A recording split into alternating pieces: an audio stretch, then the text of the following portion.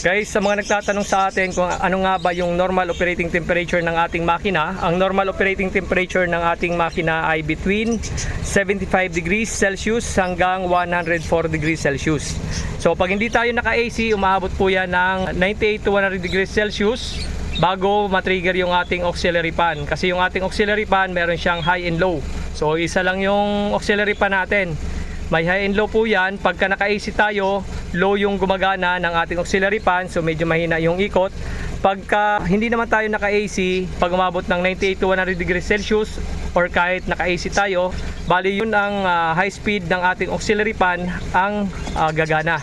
Mas mabilis niya napapababa yung temperature ng ating makina. So yan, nasa 98 na yung ating temperature sa ating temperature gauge. Bali ito ay Conway, bali gumagana ito sa mga 6 wires pataas sa ating OBD port. Pagka 4 wires, hindi yan gagana. So yan ang tatanda natin kasi marami din nagtatanong sa atin yan. Bali gumagana lang po yan 6 wires pataas. Sa mga Smiley Edition, D64B na may mga ganitong makina na pang Smiley, basta above 2010 model pataas. Pag nakita nyo yung 6 wires, yung inyong OBD port, so pwede nyong kabitan itong Conway na may scanner, na may temperature gauge, RPM, yan, may map sensor din yan, or may trip, meron din siyang kilometer, yung tinatakbo natin kung ilang speed na natin, tapos RPM.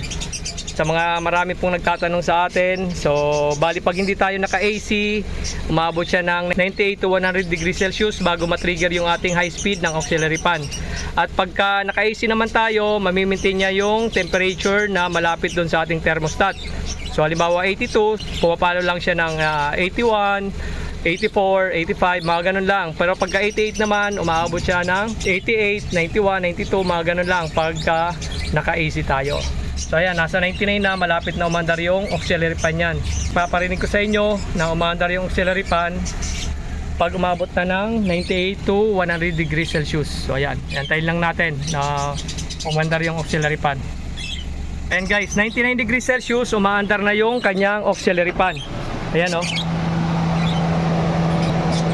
Tapos yung coolant niya sa reservoir, kailangan nasa full lang siya or tumas lang siya ng kaunti sa full, walang problema kasi nag-expand yung coolant natin sa ating cooling system pagka mainit na yung ating makina. Ayan, namatay na yung ating auxiliary fan, yung high speed. So mga ilang seconds lang yan, tapos yung temperature natin dito bababa yan. Yan, 92 na. Ganyan lang yung mamimaintain niya, nasa 90 degrees hanggang 100 degrees Celsius pagka naka-off yung ating aircon. Ayan o, nasa 93. Tataas na ulit siya, pabalik-balik lang yan. Pag umabot ulit ng 98 to 100 degrees Celsius, so doon ulit matitrigger yung ating auxiliary fan. Andar ulit yun, pababain niya ulit yung temperature ng ating makina. So ayan guys, oh, hindi tayo naka-AC. Ngayon, papandarin natin yung AC. Tingnan nyo, mas mababa yung temperature na mamimaintain niya. Pandarin natin.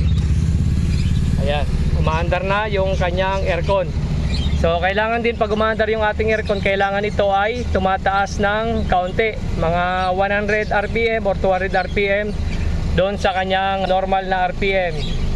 Ayan, ang normal RPM kasi nito medyo maliit lang makina, so 900 to 1100 RPM.